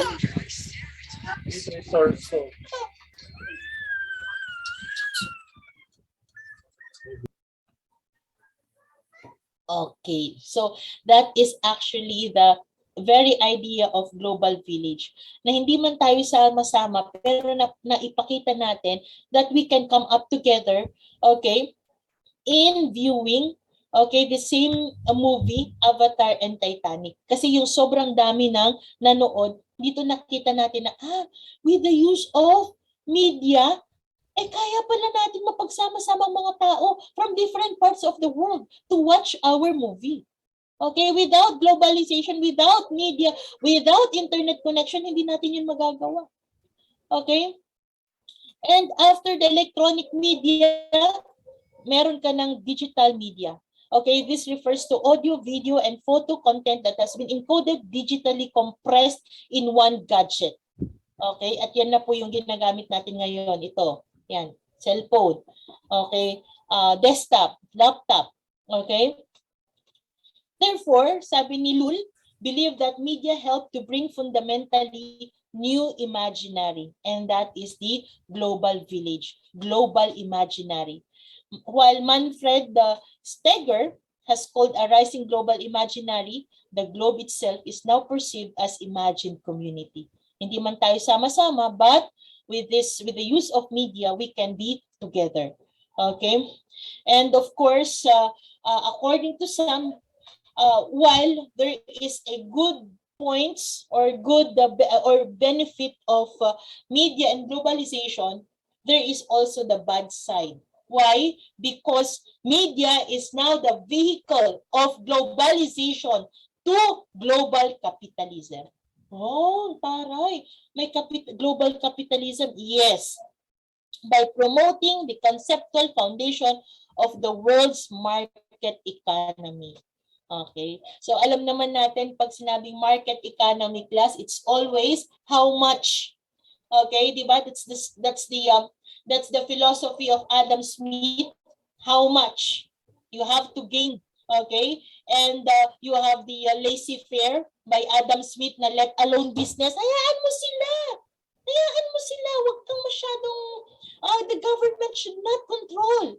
Okay, the capitalists, let them have their business. So, ang nangyari, kung sino ang may pera, sila lang ang yumayaman ng yumayaman kasi silang may kapital. Okay? And so, sabi ng marami, media is now the vehicle for global capitalism. Bakit? Okay, bakit nila sinasabi yan? Pinagbibintangan nila si media. When we talk about media class, we are not just referring to television or social media, ha? We are referring to different kinds of media. Okay? Oral, script, yan, books, written, unwritten man yan, television, yan mga yan, media pa rin yung mga yan. So, ma'am, bakit nila pinagbibintangan si media as a vehicle for capitalism? Because these capitalists fill our screen with their invitations, advertisements, and encouragement to buy their products. So, ito na nga yung ginagamit ng capitalist. Okay, and giving us the idea that if you have iPhone 5, iPhone 10, iPhone 11, iPhone 100, you are part of the elite class. If you have a fair skin, okay, you belong to the beauties of the community. If you have a thin body at meron kang maliit na bewang, you belong to the most sexiest people in the world. Parang ganon. Kaya nga tayo minsan na-stress kasi we want to be part of that, hindi naman natin minsan kaya. Okay, so people are now buying products. People are now going to different parts of the world, okay, to visit. Kasi sabi nila maganda raw dito pag nakapunta tayo rito at ipopost natin sa social media. Wow, ang galing. Okay, ang yaman natin. So that is actually the premise, okay, of this media as vehicle for global capitalism. That's the very reason. Okay. And aside from global capitalism, you also have the cultural imperialism. So meron tayong terms like magic bullet or tinatawag nating hypodermic needle. I don't know if you still remember this, doon sa discussion ninyo noon sa TCW class, okay, you have the so-called magic bullet and hypodermic needle. And ang result nun is what you call now cultural dope. Ano ngayon yan, ma'am? Okay, so they believe that these Westerners, they actually inject us with this hypodermic needle or yung tinatawag na binabaril nila tayo sa tinatawag nilang magic bullet. Pag tayo ay tinamaan, tayo ay mababangag. Hahanap-hanapin natin yung kanilang mga produkto. Okay? Katulad nung when the Americans came to the Philippines, di ba? We are actually what you call this, parang we really wanted for, we are clamoring for independence, we are clamoring for this and that, for education for all, and so on and so forth. So nakita ng US na yun ang gusto natin, na doon tayo na uhaw. So they give it to us. Pinakain nila tayo ng mga spaghetti nila, pinakain tayo ng mga may meatballs and spaghetti, soft drinks, burgers, fries, and so on and so forth. So nung natikman natin, wow, sarap. For how many decades hindi natin ito natikman? So ito lang, wow, education for all, public school for everybody, we can go to school, blah, blah, blah. Wow, democracy! We can do whatever we want to do, blah, blah, blah, blah, blah, blah. Hanggang sa tayo ay nalulong. Hanggang sa tayo ay na-addict. So wala na sila rito, pero hinahanap-hanap pa rin natin kung ano yung binigay nila sa atin. So hindi na nila tayo kinokontrol, pero we are controlled culturally. Okay? We are controlled culturally. Kaya nga tayo, di ba? Pag sinabi mo, wow, galing sa US, wow, galing, ang ganda, ang bango. Okay? Pero pag galing sa Philippines, okay, okay naman, okay lang, mga ganon. Pero pag galing, wow, paggawa ng Amerika, ay, totoo yan, maniwala kayo dyan. Okay? Walang fake news sa kanila. Wait, that is what you call hypodermic needle with cultural dope. So na-addict na tayo, hinahanap-hanap na natin. And we have the idea that if we want to get out from poverty, number one, we have to go to US. Number two, we have to have an AFAM. Kailan may AFAM tayo, may boyfriend tayong foreigner para makawala dito sa kahirapan na ito. So we have those ideas. So look at the teleserye that we have, okay, that we are watching actually. Okay, pinapakita pa rin. Okay, yung Cinderella type. Okay, but you know why Americans are very proud of themselves, even if they shouldn't. Okay, because in their in terms of their yung mga films, in terms of their history, hindi na naman dinidiscuss lahat ng mga pang-aabuso at exploitation nila sa ibang bansa. They just discuss the good side of their history.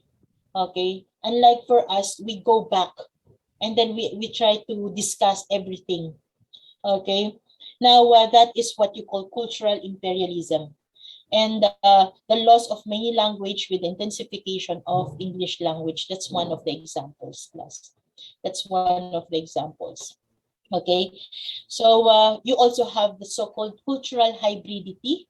Okay, so this is the result of the assimilation, acculturation, migration. This is the result of this.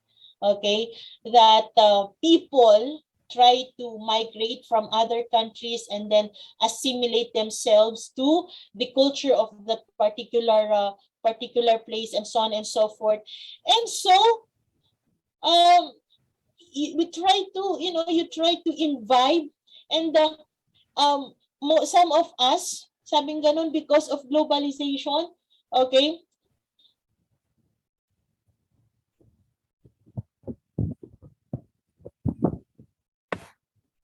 Okay, so because of globalization, magpatay muna ako ng video ko, ha, para kasi medyo mabagal daw yung aking internet.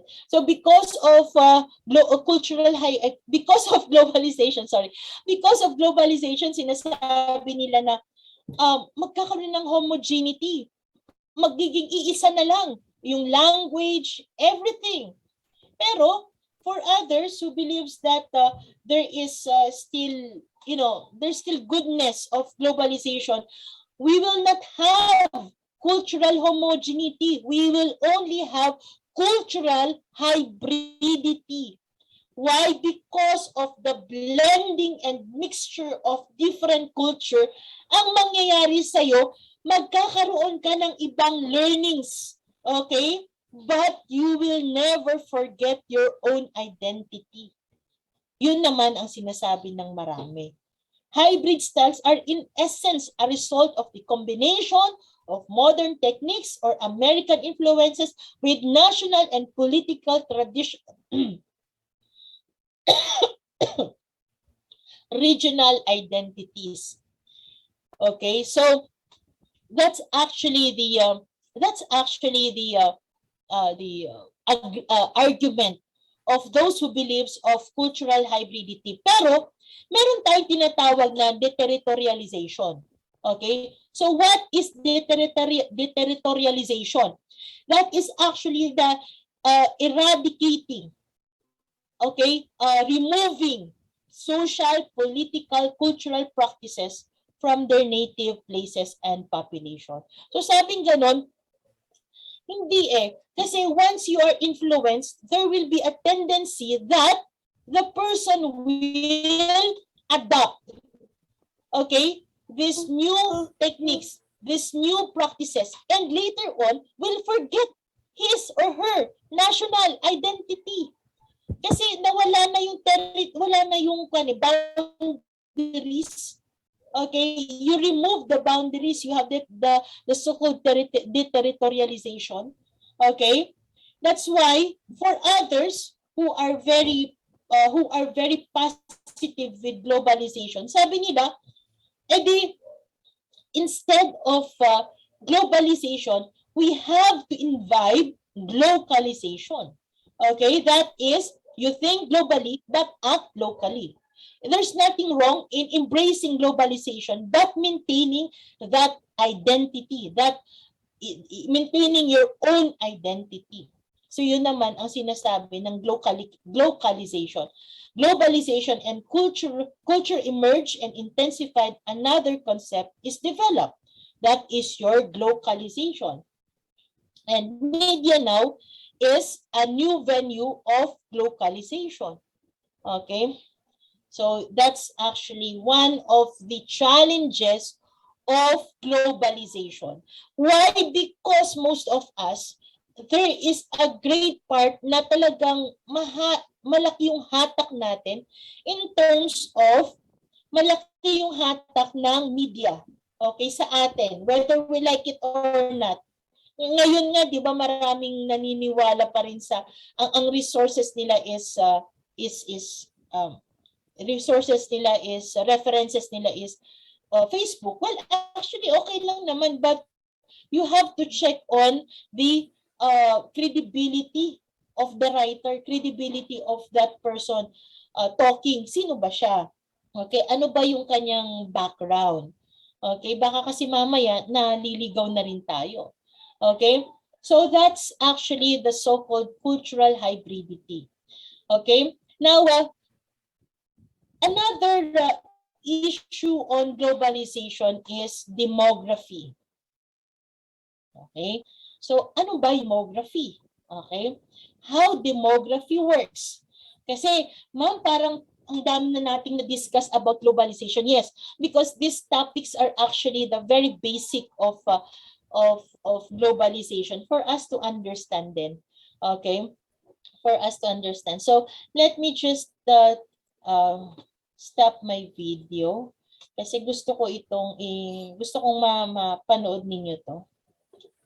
Okay, let me just check. Okay. Sige. Panoorin muna natin to for us to understand what is demography.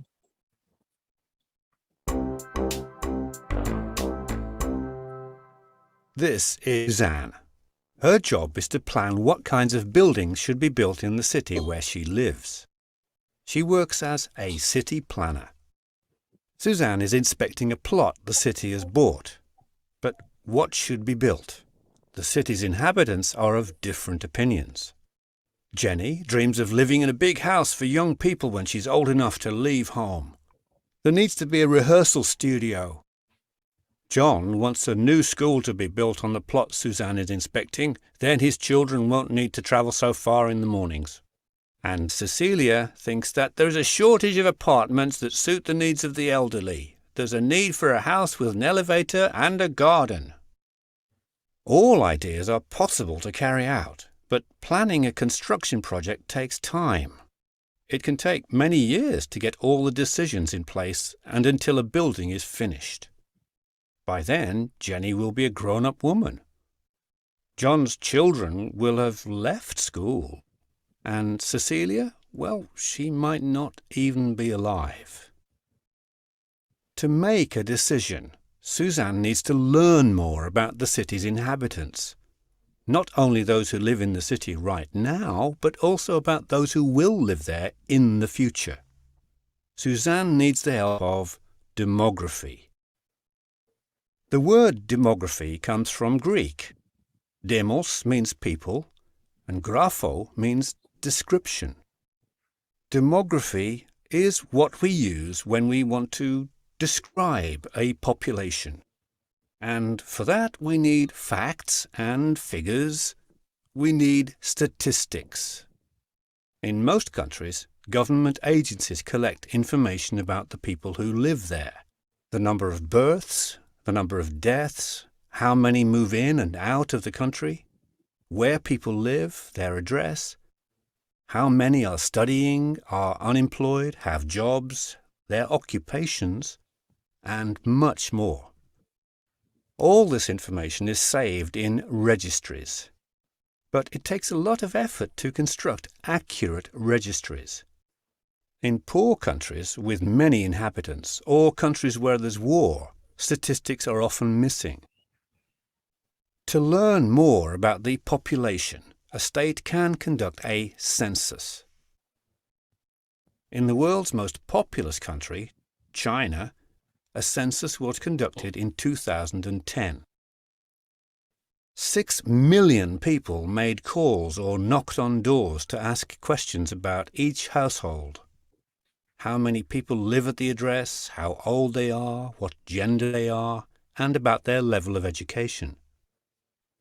When the census was finished, they had counted 1.37 billion people. Oh, right, we were supposed to help you.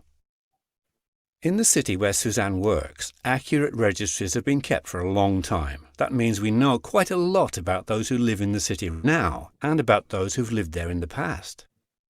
With the help of these statistics, we can try to predict who will live in the city in the future. We can make a forecast. When we make forecasts, we look at statistics and try to see patterns. We try to understand how what has happened in the past might influence what will happen in the future. That is what we need to do now. In the registries, we find statistics from the last few years. Every year, fewer and fewer children are born. Most young people move away from the city after leaving school. And the retired, in this city, people live to become very old. Most of those who move to the city from other places are also retired people. Now we can make a forecast. Are you with us, Suzanne? Not many children are being born. That means there'll be no need for more schools in the future. Many young people leave. This means a big house for young people would probably not be fully used. We know that people grow very old and that retired people continue to move into the city. This means that the number of elderly people will grow while the proportions of children and young people will go down. The city has an aging population. In the future, there'll be a need for housing that suits the needs of elderly people. So, Suzanne will plan for more buildings with lifts and gardens.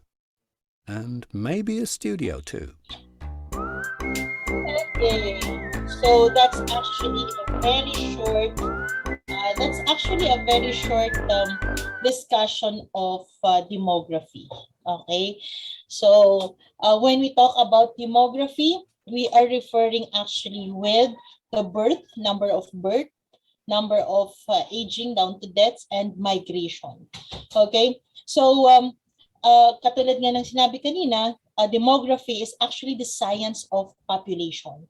Okay, so what is the importance of demography? Okay, actually one of the importance of demography is for us to understand the future. Okay, with the understanding of demography, we will be able to plan ahead of time future investment, future services, and at the same time, you will be able to predict what will happen next. Okay, like for example, this pandemic. Okay, if we will go back 2013, one of the country that really suffered, okay, from the SARS coming from China is actually Vietnam. Okay, ang Vietnam. But Vietnam, okay, December of 2019, naririnig-rinig na nila yung virus from China. So medyo naging alert sila. Okay, comes January of 2020, with all their experiences, yung experiences nila during the 2013 SARS, they actually mobilized it. Okay, kasi nakita na nila yung future, na-predict nila. Okay, this actually happened last time. So, ano yung ginawa nila? They actually come up with their plans. Nakita na nila. So, pagdating ng virus, na nag-spread out na February, March, sila prepared na. That's why they were able to stop the spread of COVID. And that is actually what we call demography. Okay? Ilan ang namatay noon? Ano yung mga ginawa natin noon? Okay, sige, pag-aralan natin. Okay, ngayon, i-modify natin. Ito ang gagawin natin. And also, one of the good thing for Vietnam, bakit nila nagawa yon, is the form of their government. They are authoritarian. Hindi naman sila democratic, they are authoritarian. That's why when their leader told them, walang lalabas, wala talagang lumalabas tayo. Okay, lockdown. Wala lockdown, martial law na. Naku, wala nang freedom of expression, wala nang ganito. Hala! Di ba may mga nagpo-protesta pa? Paano ba naman tayo niyan malalockdown natin yung virus? Okay, so that is actually the good thing for understanding the history and understanding also, okay, the events in the past for you to be able to steer the wheel if it's necessary. Let's say, for example, ako, I will put up a business. Kaya nga minsan nagtataka tayo, bakit tong si Jollibee? Nagtatayo siya ng business dito sa gitna ng bukid. Wala namang kakain dito, wala namang ganyan-ganyan. But after 10 years, makikita mo, very progressive na yung lugar na yun. Okay, bakit si Jollibee kasi, before nagpo-put up siya ng business, nagtawag siya ng feasibility study. Tinitignan niya yung population. So kung ang population ng lugar na ito magiging young population, magandang market yan. In the next 5 years, next 10 years, magiging young population. So, magandang market yan, nagtatayo na siya ng Jollibee. Same's true with other investment. Kasi pag nagtayo ka ng, let's say for example, yung mga nag-online ngayon, titignan mo. Kasi when we do business, Jenny, can you please put the, can you please mute your, yes, thank you. Okay, so let's say for example, if I do business, my business should not just be for short term lang. It should be long term. So for me to understand the tastes and preferences of my customers, I should understand the population. Okay? Is it a young population? After 5 years ba, maging young population pa rin ba yan? Okay? Or do we have an old population, middle-aged population? So I should know because I need to know their tastes and preferences in terms of food, clothing, fashion, and so on and so forth. Okay? So that is actually the importance of demography, especially for the government when they put up their let's say for example infrastructures, programs for the people. They have to, it should be always be based on research. Kaya nga mahalaga ang research. Kaya hindi ko maintindihan si Cynthia Villar, ba't hindi niya maintindihan ang research? Because that's the problem in the government. Okay? We, parang sila parang pan lang naisip nila yung isang batas. Okay, sige, batas na ito. Pero ano ang basis? It should always be research. They should always conduct the so-called needs assessment research, needs assessment survey before they come up with the research kung feasible ba ito o hindi. Kailangan ba talaga natin to o hindi? Okay? So that should be. Okay? Kasi ang sasagot sa iyo niyan is the demographic profile of the people. I'll just share this with you. Anong madaldal lang ako, pasensya na.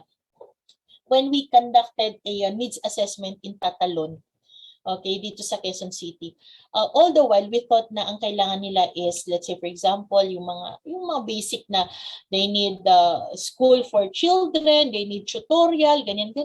They need, let's say, empowerment, they need lectures, ganyan. Nagpunta kami doon, hindi pala kasi ang pinapakita na nila sa amin yung dredging of their of their ilog, the river, and then they also need so we come up after the needs assessment survey, we come up with the realization that what they need is actually the local government, hindi kami na nasa NGO. Okay, so pag mga ganon, pag alam mong hindi naman kaya, huwag ka nang pumasok pa. Kaya kailangan po yung needs assessment. And you also have to profile the people. Okay? You need to profile the people also. Kasi kailangan mo rin para for your future programs. So importante po yun. That's actually the need for us to understand din yung demographic profile of our of the people. Kaso nga lang sa research, yan ang nagiging problema natin sa mga estudyante. Bakit? Demographic profile, ang tanong mo, kailangan ba ng demographic profile sa research mo? Maapektuhan ba yung research mo ng demographic profile pag nalaman mo yung age? Ma'am, hindi po. O wag mo na ilagay. Kasi nasa data privacy, the more information that you have, mas delikado. Okay? So, anyway, these are the terms to remember. So you have also the demographic suicide na tinatawag nila.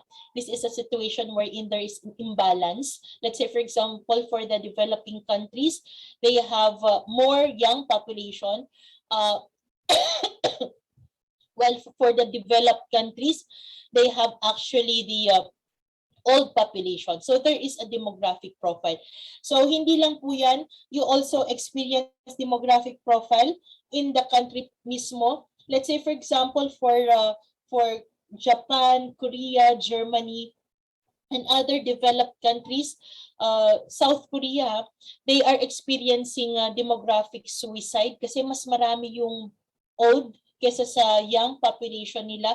Why? Because like for example in Japan, at the age of pagka lumagpas ka sa 25, parang hindi ka na saleable sa mga lalaki kasi ang gusto ng mga lalaki is yung mga teenagers, yung mga bata pa. And then aside from that, naging career-oriented ang mga tao. So ayaw na nilang mag-asawa. Okay, they just want to enjoy life. So that's the problem of Japan right now. That's why they are experiencing demographic suicide. Together with South Korea, together with the other developed countries. And aside from that, idagdag pa natin yung harakiri. Okay, the suicide, the legalization of suicide sa South Korea tsaka sa Japan, part of their culture. So yan din ay isang nagiging reason for demographic suicide. Kaya nga sa Japan, they are offering 10,000 yen sa mga gustong mag-asawa para meron silang starter ba.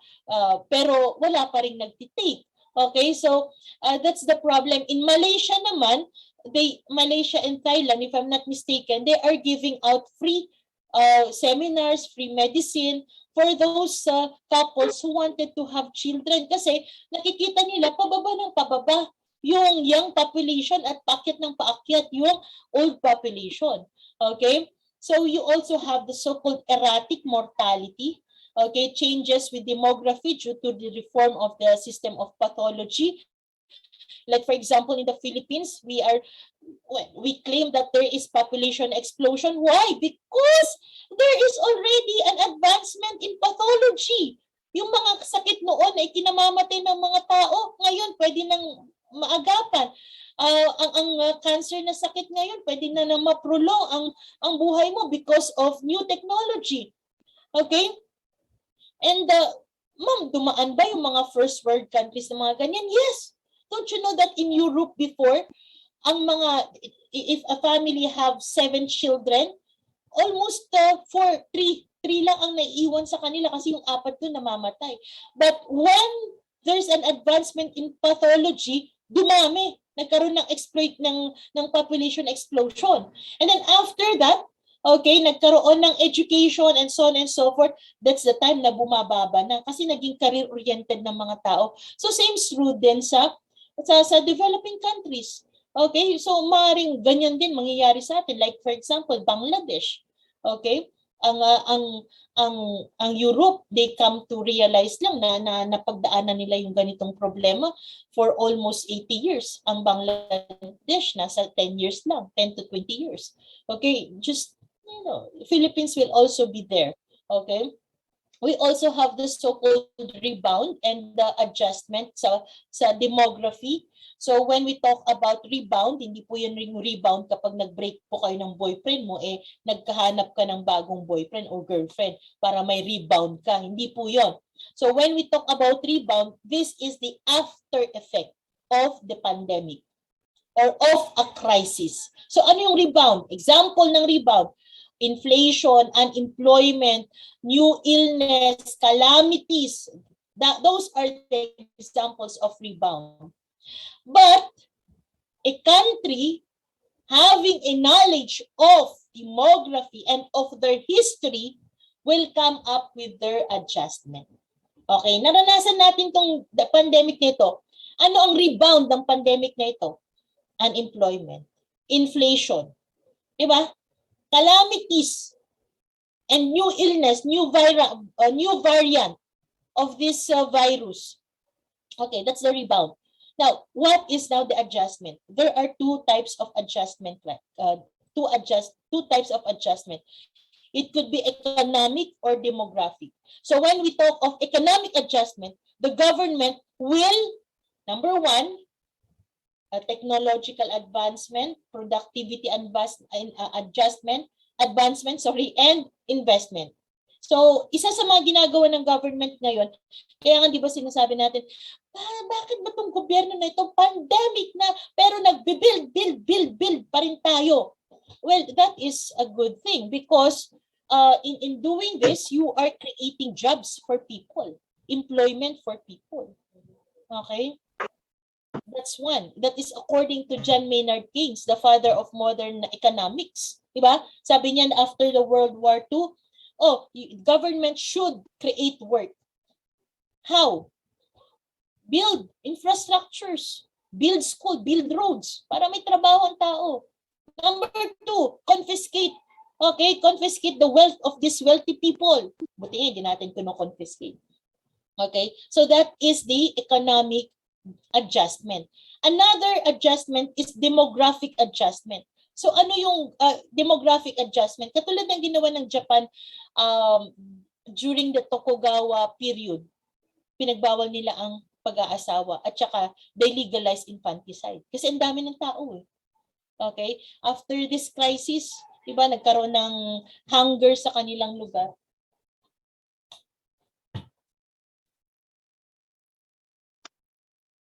Pasalubong. Pabalot ka doon. Okay. So, mamamas ko yung jowa ko tsaka yung aking anak. Pasko ng pagkabuhay kasi mamamas ko sila. Ay sabi ko magpabalot, Diyos. Okay, going back. Pasensya na po din. Going back. So that is actually the demographic adjustment na ginawa ng Japan before. So ang kanilang gagawin, like for example, after the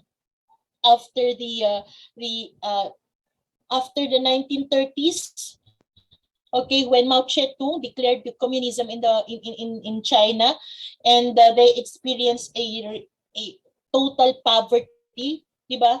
Ang ginawa nila is they limit the number of children, okay, the number of children in China. So now, if you are in the urban area, you should only have 1. If you are in the rural area, you can have 2. Okay? So that is the demographic adjustment. That's the difference between the two. So after the rebound, the government should do adjustment. So it's either economic or demographic adjustment. Okay? So that is all about demography class. Oh, matatapos natin ang ating discussion. Okay, so we will now move on with the last topic, and that is global citizenship. Okay, so after learning all of this, after learning all the effect of globalization, so what is the conclusion? In conclusion, we have to understand what is global citizenship, what is global education, and what is the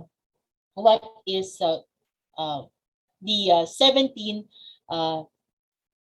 Sustainable Development Goals, and how it helps us to achieve this conclusion, being a global citizen, having this global education.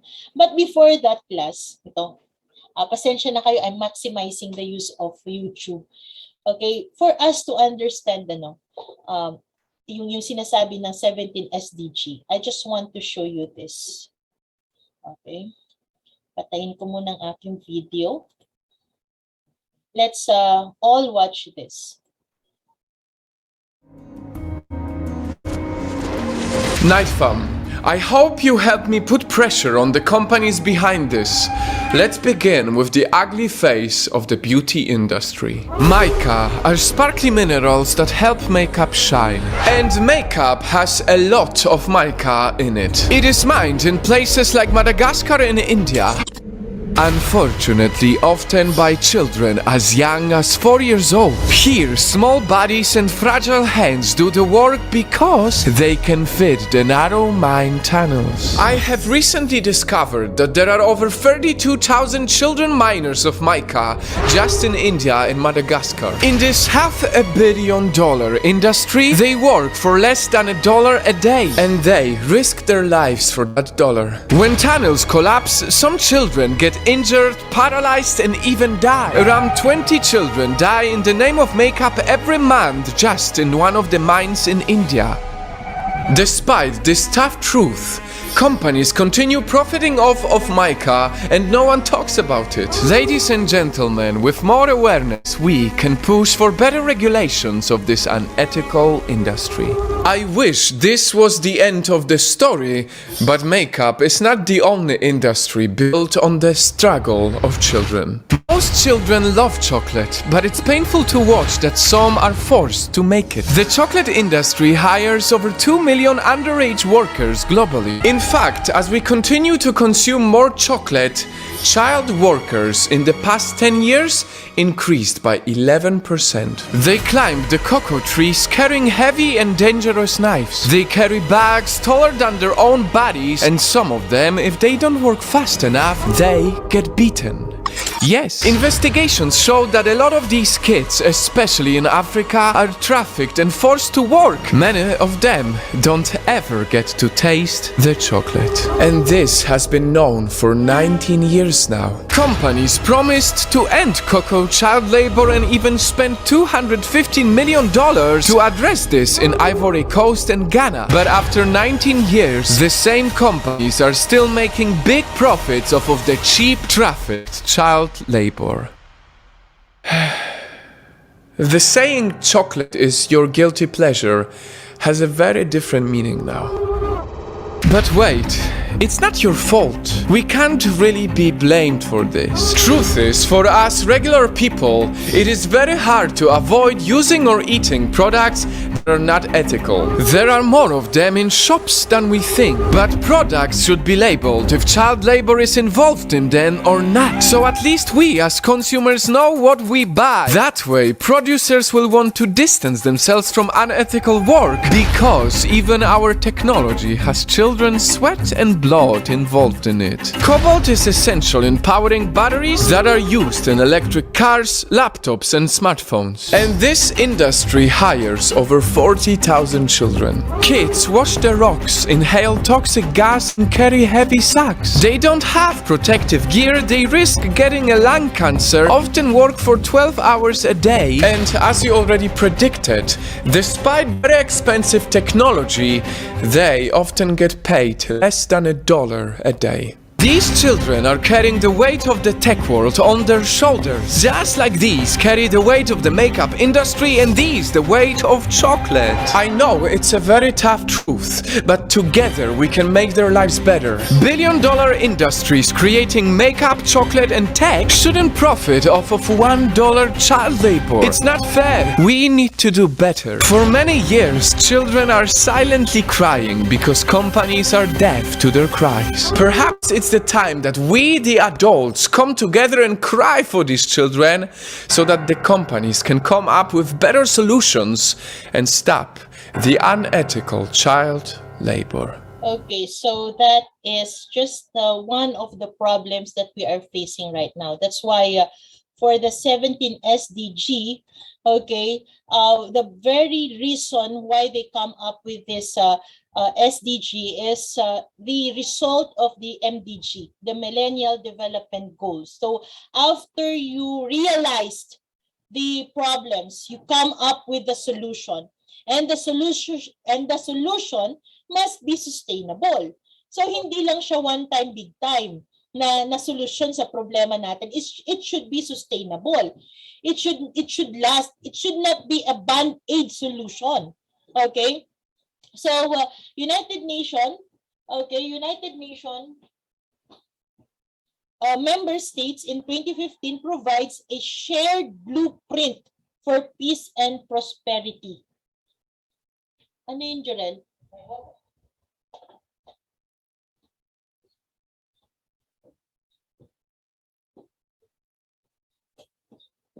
Okay, shared blueprint for peace and prosperity for people and the planet now and into the future. So which means to say that after you realize these are the problems, now we come up with a solution. And with this 17 Sustainable Development Goals, okay, there is an urgent call for action to all countries. Okay, so these are the main goal of the SDG. Ending poverty, okay, and other deprivations must go hand in hand with strategies that improve health and education, reduce inequality, and spur economic growth. So, kung makikita po natin, these are the 17 Sustainable Development Goals. But by 2030, dapat tapos na yan. Dapat na lessen na natin ang hunger Kasi once you lessen hunger, you will increase education. Once you increase education, then there will be an increase in employment. But aside from that, you also have to provide clean water, clean air, and so on and so forth. So these are all interrelated with each other. And it all boils down to poverty. Okay? Hunger. Okay? They should have good health. Kaya tama rin yung paano mo mapapagandang edukasyon, let's say for example sa Philippines, kung ang mga bata na pupunta sa eskwelahan ay gutom. You should have something. Okay? Ako personally, I just want to share my idea. So, siguro instead of, kasi there are times na we do not know if the 4-piece is really used. Okay? Nagkanda kasi ako ng study dyan, and most of those respondent, I'm not saying na lahat ng 4-piece na nakakatanggap ng 4-piece ganito, but most of these people I surveyed, hindi talaga nila nagagamit yung pera sa education, sa allowance ng kanilang mga anak. Yes, maliit lang kasi, ma'am, maliit nga lang eh. Yes, pero at least may tulong. Pero sana na ma-maximize siya. Pero hindi. Okay, hindi siya na ma-maximize, nagpupunta sa gadget, sa load, tapos sa pang Jollibee, okay? And sa ibang bagay, sabi nga nung nanay, pag nanalo ako sa bingo, edi mas malaki yung pera. So sometimes these are the reasons na nakaka-frustrate lang din. And so siguro pinakamaganda doon is ibigay sa school. Okay? Doon na lang sila kumain. 'Di ba? Ng umaga, tanghali, tapos merienda sa hapon. Doon na lang ibigay para at least na monitor lahat. Hindi yung may iba dyan na kailangan talaga nila to be part of 4-piece pero hindi nabibigyan. Okay? So, because you cannot go to school with that empty stomach. Okay? Magkakasakit ka and so on and so forth. So, how can you have a good education? How can you how can you have a good employment? And how can you pay your tax? O, di ba? Kailangan yun. It's actually interrelated. Okay, so these are the SDGs. Okay, yan yung kailangan natin. And together with this SDG is for us to realize the importance of being a global citizen, having a global education. I am challenging all the schools, okay, to at least come up with their global education.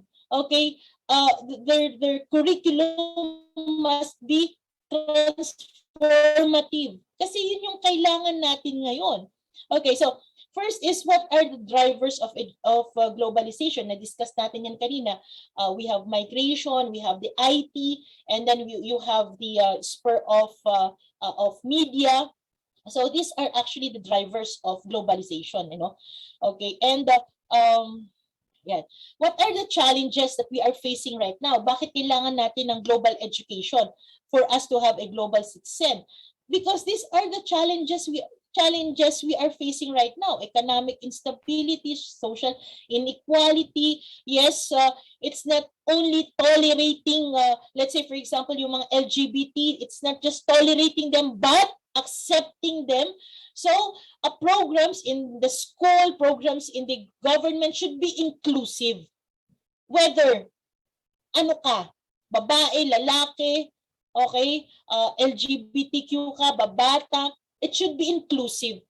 Kasi iba yung you just tolerate them kesa dun sa you accept them. That's different.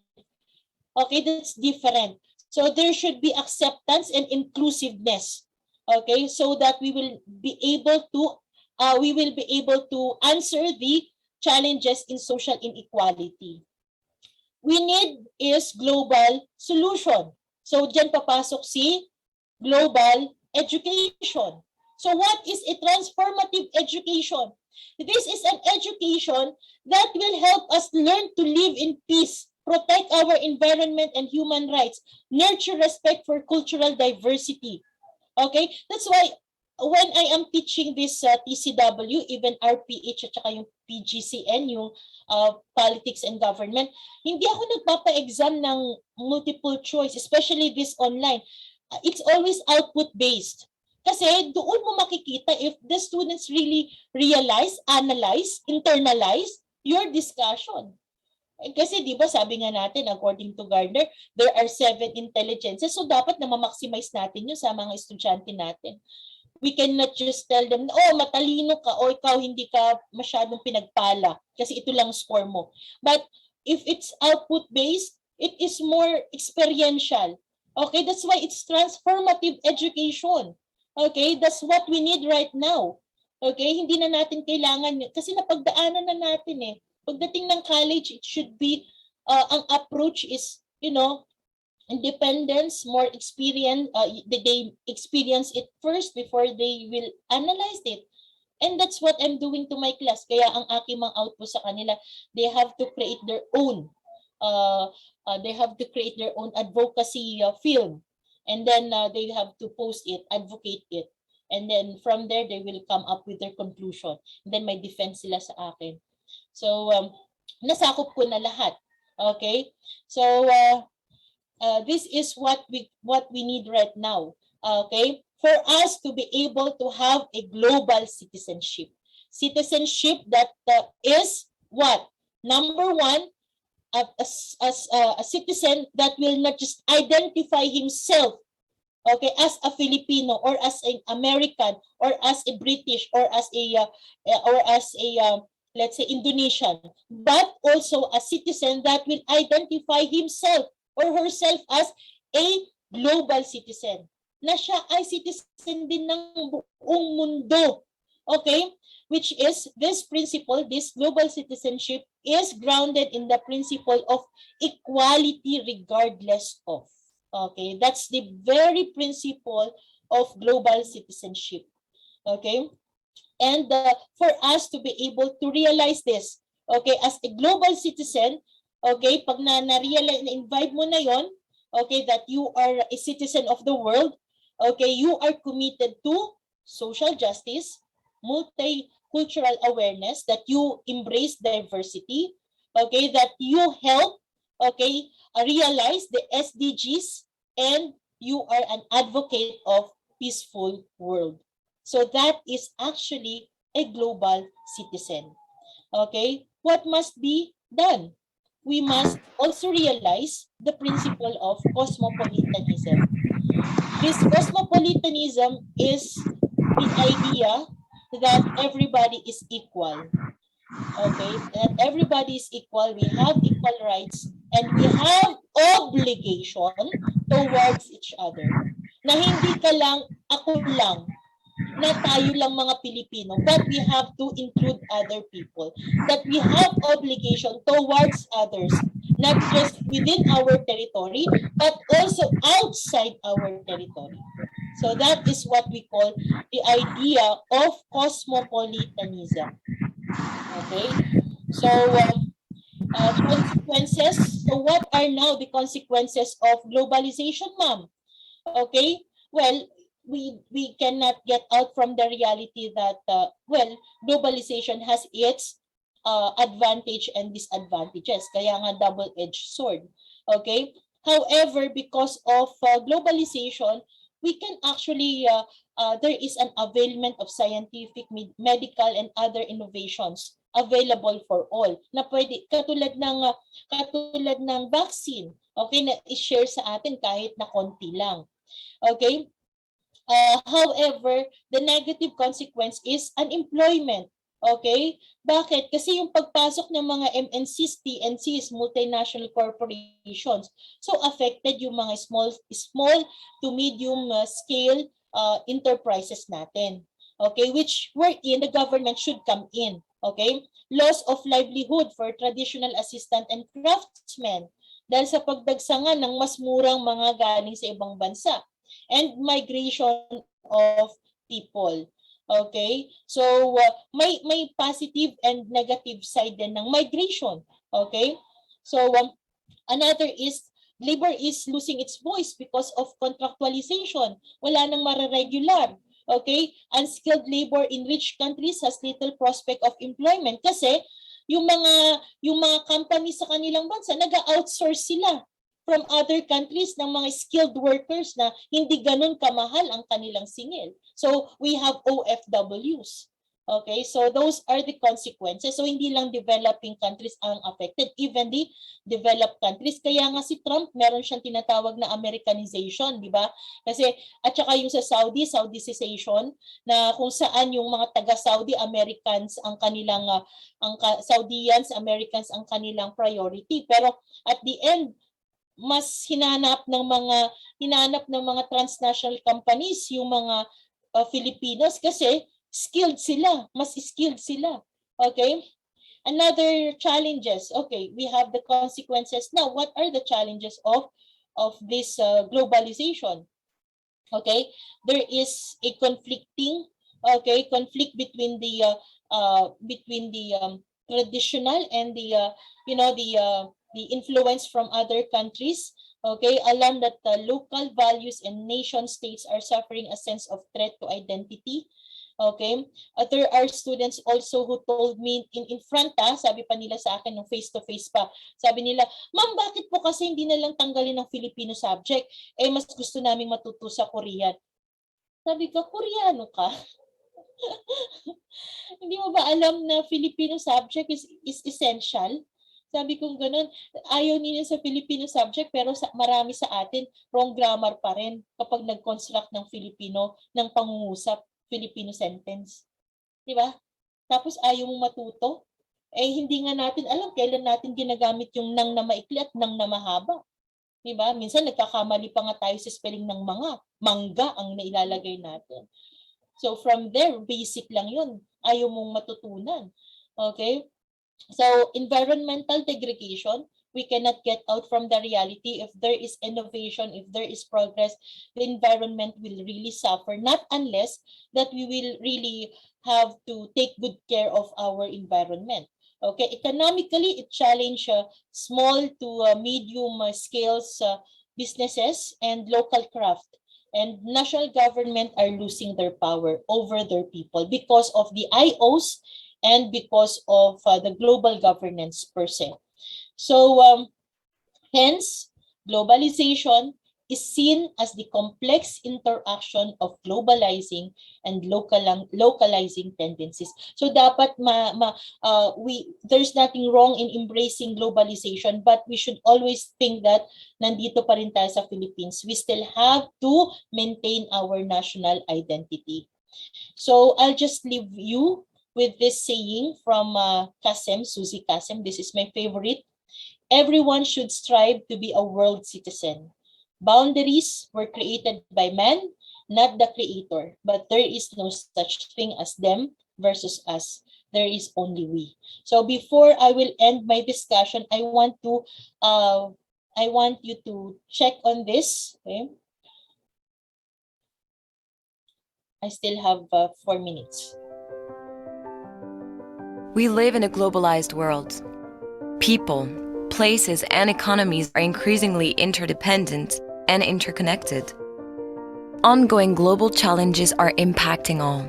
Solutions require thinking and acting beyond national borders. Young people want an education that is relevant to their world and aspirations. Global citizenship education can help us learn to live together in peace. It nurtures respect for all, a sense of belonging to common humanity based on human rights.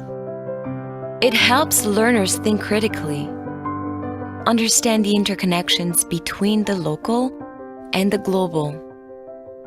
It builds motivation to engage and assume active roles to resolve global challenges, and contributes to a more just, peaceful, tolerant, and sustainable world. Global citizenship education can be delivered in schools in a variety of subjects, but also outside of school. Community associations, authorities, the media, family. It concerns everybody. Education fosters global citizenship. When students learn about global issues and how these impact on their communities, when young people are given the opportunity to learn from each other, and when they're taught to respect each other's differences in opinion. Global citizenship education is most effective when teachers engage in participatory approaches to learning and are equipped with appropriate teaching materials. Global citizenship education is most likely to succeed when all girls and boys feel respected as human beings and are encouraged to participate in school life. We can all be global citizens.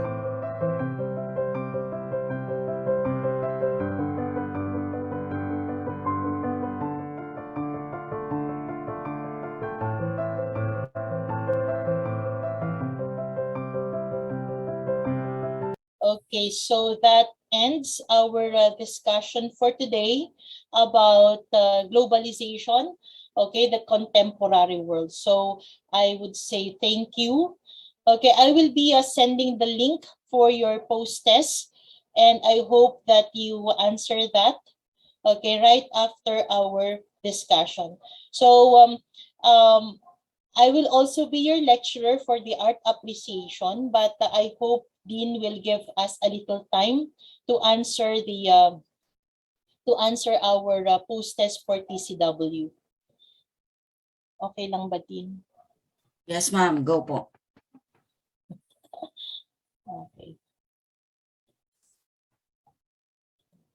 Sandali lang. Ba't hindi ko na makikita? Stop sharing ko na siya. Okay.